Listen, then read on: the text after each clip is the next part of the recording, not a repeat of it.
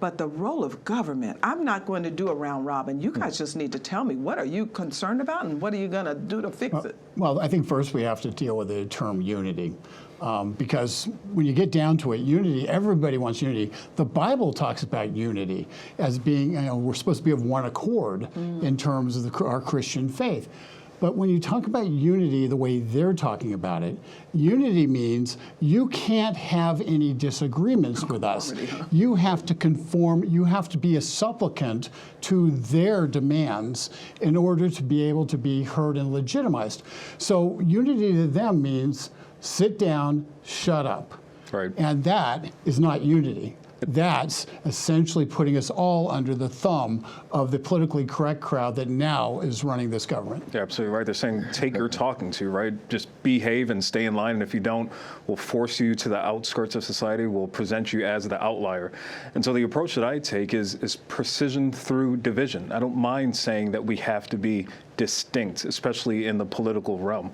I don't mind saying that our views are going to be countercultural and that we have to maintain sort of the salt and light ethic that is different from politics. Politics says you have to compromise, you have to be a moderate, you have to try to find the middle. The biblical ethics always says that, yeah, you're going to be distinct. There are certain things that are moral absolutes. And the previous segment talking about life, that's a moral absolute that will never be united with a government, will never be united with a culture that emphasizes death, that pushes abortion on a culture. So I don't mind being divisive if it's on an absolute moral issue. Whoa, we the people of the United States, in order to form a more perfect union, do ordain and establish. It's we the people of the United States, not we the people of a political party. Right. Not we the people of Joe Biden, Democrats, or even Republicans. We the people of the United States, which means that unity begins not with a political agenda, a political platform, but recognition of our common status as fellow citizens.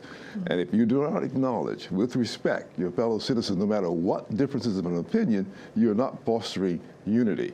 So this whole idea of embedding the government with an oppositional perspective on half of the voters, that is not unity.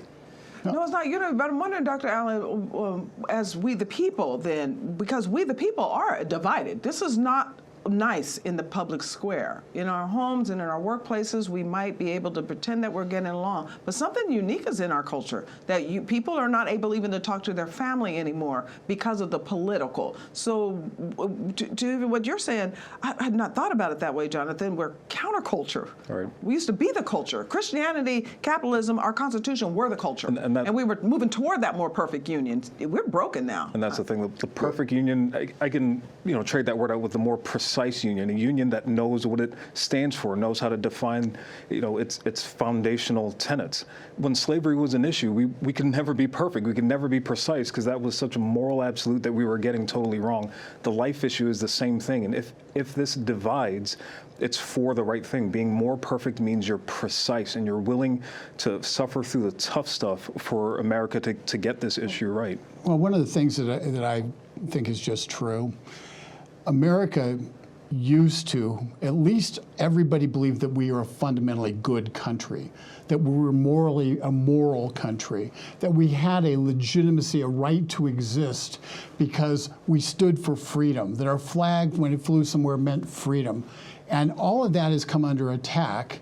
And the most significant thing, one of the most significant things that Biden did right off the bat was end the 1776 Commission, because the 1776 Commission was looking at trying to empower Americans, let Americans know again and put in their curricula about that America being a great country, not without flaws, but a great country that was moral at its core. But let me ask Dr. Allen about that, because Dr. Allen, when Richard just said that majority agreed that it was a good country, first people that came to mind were folks like Garrison or Lovejoy and others that were like, oh, no. No pact with the devil. that there were many at that time said, oh, no. They were saying actually the same thing we're saying. They were counterculture, I guess, saying, you guys got this, you may have these flowery documents, but you're not even in consistency with your own documents. Yes, unity doesn't mean conformity. It doesn't mean that we all embrace the same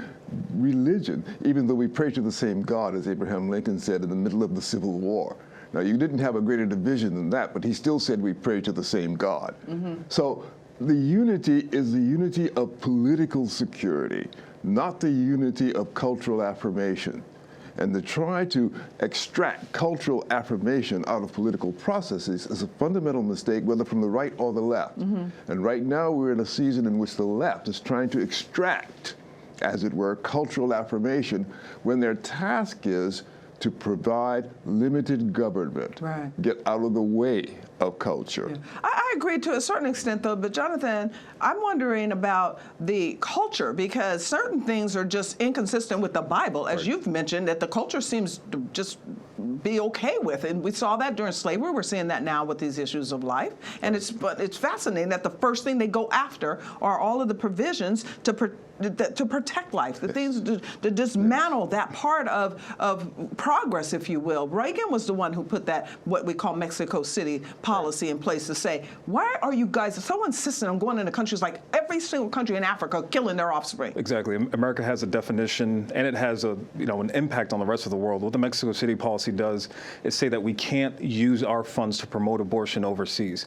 And so, every Democrat president has said, no, we're going to send money overseas to promote abortion, including this current president, Biden. And targeted. Targeted.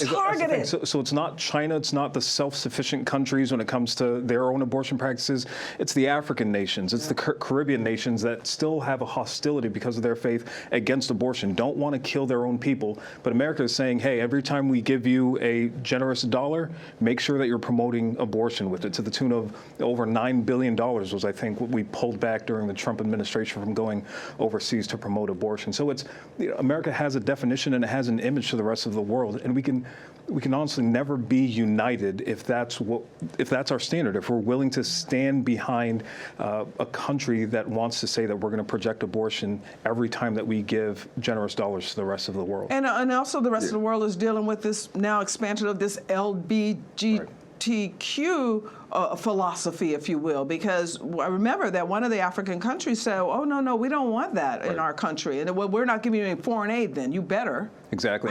This is a war. We're in a real culture divide. Yes, we are. But we look at what's going to happen overseas, but this is going to come to your school district. This is going to come to your life. There's a saying in politics that, you might look out the window if there's dogs fighting out in the street, and if they're fighting on your front porch, you might look out your front door, see what's going on. But you put the dogs in your lap, and suddenly it's serious. Okay. Well, this LGBTQ issue is going to be the dog in your lap because it's coming to your school, it's coming to your school district, and your kids, your little girls, are going to have to compete against boys in sports. They're going to be denied scholarships because of that. That's putting it in your lap. Let me try this a different way, what I was saying before. The problem is not that the wrong guys have gotten control of government. The problem is that government has gotten control of our lives. Right. That's the problem.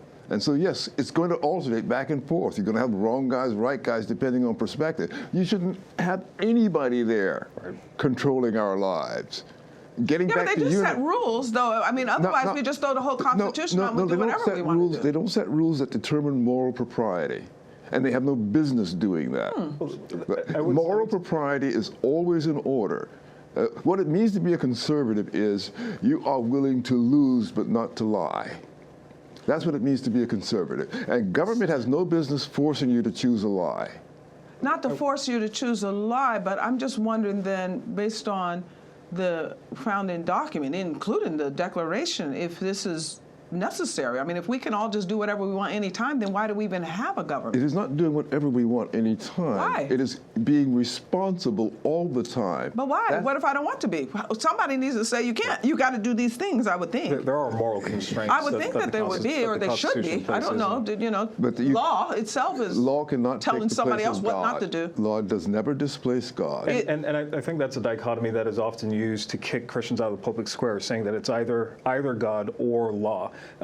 God dictates what law is, and God's absolute standard for how we live, even in a commonwealth, should be the ultimate standard. And so laws are right, as Martin Luther King said, if they're just laws, if they follow the standard of God, and they're unjust laws if they're inconsistent with the laws of nature. But even the Bible tells us that some things are lawful but not helpful. Some things are lawful but not proper. Even when it tells us to obey those who are our rulers, it doesn't say our rulers are infallible. It's really important for us to understand. Well, I would say it does. Law is not a stepping stone from God to our hearts. No, Okay. I get that part, but I guess where I'm having question is that we do have founding principles. We do have Yes. guidelines for all of us to live by, and I think that that's the political struggle right now. Some don't believe in those founding principles, so they think that situational ethics should control whatever matters you want. You just go ahead and do it, and we will then take from your neighbor if you run into a problem. Others believe what that. is really urgent for us to see is that they don't believe in situational ethics. They believe in controlling our ethics through government. They Yes. command abortion. They don't say it's situational. I agree with They that. command same-sex marriage. They don't say it's situational. That's right. They want the power of the state to impose it. That's right. I am quite confident if government were not controlling our lives, most of us would make the right decisions. I'm not worried about the situational ethics. I know most people will follow God if government doesn't get in the way of it. So you think that in our schools, even if they have all of this information, that most people will choose the right course? I'm just not sure I see that in society. I think our bend is a little different. I think left to our own devices, men's hearts are deceitfully wicked. That's what what the scripture says. No, he said, desperately. Left to our own devices know without it? God. Left to our own devices Deceitful. without God. And I think you're right, but God has put certain God is things. choice. Yeah, He's put certain institutions in place. The first being the family that constrains a child. He places the church that constrains a community. Ultimately, He does place the government that does help constrain and shape an entire commonwealth, shape an entire community towards what they need to be doing right. So there are constraints that God has, Hold on. which the government is. Let's be real. Here's exactly. Government has to say you drive on the right side of the road. Otherwise, people are driving all over the place and you have crashes. Precisely. And Okay, that's moral determination. So they because we say, value life. So they say, in reality, they say, here are the basic rules of the road. That's right. What they should not be doing is saying, and you should be driving 2 inches from the line, and if you do get 1 inch from the line, suddenly we're gonna crush you like a bug. The fact of the matter is, our laws basically are based on the 10 Commandments. You're not supposed to murder people. Not supposed to steal stuff. Thank you. Not supposed to lie about people. Not supposed to covet from your neighbor, which is the whole welfare state. And you're not supposed to, there's all sorts of, our laws are based upon that. But we live in a New Testament world of grace. And as a result, that's always the balancing act that exists, because we live in this grace-filled world of Jesus Christ, that it creates an environment where we have to give grace to each one of us because we're going to fall short. What government doesn't do is give grace. Government gives grief. The book of Hebrews makes very clear to us that until the revelation of Christ comes into the world, men were useless with respect to their consciences. But that's what the Holy Ghost did. It made the conscience a living presence in humankind. It didn't do that through law. It did that through the direct revelation of Jesus Christ. And we mustn't demote that revelation by subordinating it to governmental determinations. But we can elevate it by having it play a principal role in society. We can't elevate the revelation of Christ. I'm sorry. Well, you can. And I mean elevate as in comparison to what else is being elevated. There's always going to be a vacuum in terms of governance, in terms of what our morality is going to be, and that vacuum is going to have to be filled with something. And in majority Arab nations, it's like what going to be Dr. the King ethics. did say, that, Exactly. that you can't legislate morality, I guess it's to your point, Dr. Allen, but you can regulate behavior. Right. And I think to your point, that's what the law is for. He went on to say, I can't make a man love me, but I can keep him from lynching me. Right. And therefore the law That's has correct. opportunity to keep our neighbor's sin from us. And what I'm hearing, in particular, what you're saying, Richard, is these folks that are now in charge of every place in government are forcing other men's sins into our personal lives. Even if, Dr. Allen, what you're saying, a person decides that they want to honor and obey God, now we have a government that's saying, we don't care what you want to honor and obey. We're going to force you to adopt these things, or to Jonathan's point, if you don't, you're canceled. Well, and that's exactly right, because what the gay lesbian community used to say is, I don't want government in my bedroom. Okay, that's what they used to say. And I'm fine. I don't want to be in their bedroom. Okay, honestly, that's a bit. I can't do anything about that. Adult That's between them. behavior, That's between keep it them. private. That's between them and their God. They can do what but I don't want to be forced to affirm what they're doing in their bedroom. That's the point. And they want to force Christians and others to affirm a behavior that we know is wrong, but we don't condemn them for it. They want to condemn us for not embracing that behavior. That's exactly But then where are we my point. going? Where are we going from here? Because what we now have, it seems that we focus more on the cultural side and social issues, and that's okay because every week we have another show for you, and we're ready to go into Black History Month, so we're going to unpack a whole lot of this other parts of the unity message that we've heard from President Biden. But on these cultural issues, it's really a transformation of our entire society. You've got 100 million Americans who get up and go to church on Sunday morning who believe what they're hearing across those pulpits, who are now being told that Monday morning you better put it aside, not just for your children, but put it aside for your work. Right. And it's spheres of influence. If you're being convicted about what the word says, the word is comprehensive. You have to take that into the public square. And I don't like the complacent or abdicating attitude that a lot of the church has had. And frankly, a lot of Christians have had that I'm going to keep, my Sunday private from how I vote on Tuesday. And They can't anymore. Right. And you have to, because there will always be a vacuum that is going to be, if the Christians aren't filling that space, it's going to be filled with Well, we unrighteousness. saw that. They pulled out of education, and so Right. now you send Okay. your kid to a secular school, and they beyond, got this stuff. Let's in get there. beyond voting, okay? fine. Yes. Because this is about how we live. Yes. Okay, this is about life. Yeah. And Christ is very clear. We're not supposed to hide our light under a bushel basket. That's right. Okay, and when they tell us that we can be Christian for an hour on Sunday, but we can't be Christian on Monday, Tuesday, Wednesday, Thursday, Friday, what they're telling us is we have to hide our light under a bushel basket. Yeah. They know, that's because they know the one thing that drives out darkness is light. That's right. And so it's our responsibility. Yeah. It's our responsibility. Government aside, okay? And I spend all my time worrying about Which is government. what, no, that's But what government Dr. Allen was aside, saying. Put that aside for a minute. Let's talk about this. The most important thing is do not allow people to dictate how you live your life and how you are a witness for Christ. But are we going to have people that are not going to conform? I mean, are the majority going to conform? We were talking earlier about I'm the not gonna similarities to conform. abortion and slavery. The whole society was complicit. It was just a few that were activists. When you start looking at that moral, dilemma, when you look at what happened during the Holocaust, I mean, 1 million people were complicit. They just say, "Oh, okay, if that's what I have to do now, I'm going to go that route." Are there enough Christians to say, "You know what? No, we're going to be the light and the salt that we're supposed to, and go right into this stuff." The You're doctrine saying of yes. nonconformity is what led to the settlement of North America. That's That's right. what emerged in the midst of England. It was the doctrine of nonconformity. Right. Well, the hour is upon us again.